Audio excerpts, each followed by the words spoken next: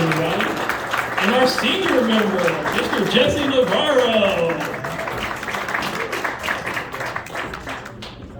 Thank you, Mr. Jones. And welcome back from Taco Wednesday. It was fantastic, wasn't that? I loved it. All right, so we've got a great team up here. A couple guys have been around the block once or twice, including myself. And Brett in the middle, pretty new. So we're going to talk, we're going to start on staffing. And we might talk about technology just barely, but we're going to really talk about staffing. You know, I can remember pretty clearly one of my first meetings like this as a DM back in 2004. And one of our agents was on a panel like this, and somebody asked, hey, tell me about staffing and how important has it been to your agency? And her answer was, you know, I thought I could do it myself, and then I realized really quickly that I need to add staff. And my whole culture in my agency and the way I've thought about it is staff's got to run this agency, otherwise it's going to run me out of business. And 18, 19 years later, it's never been more true. So I want to talk to you guys a little bit and get your perspective on, as a first question to each of you, what has staffing meant in your agency over the past number of years? And Sean, we'll go ahead and kick it off with you. All right, so as I get into that, let me tell you a little bit about our history.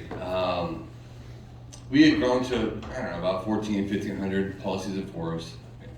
COVID hit, and April 2020, I had the worst month I've ever had. I think we sold 17 policies. So there in my car, I'm on the phone with my district manager, you got buyers for my agency? And he said, for your size? Yeah, absolutely. I got it. And I said, all right, let me do some thinking here and we'll go from there. At that time, I was blaming on not being able to sell on everything outside of my control, farmers, rates, everything like that. I'm sure some of you can relate to that, right? And so I came to the realization that the number one agent in the nation is in California. Is he able to sell and I can't?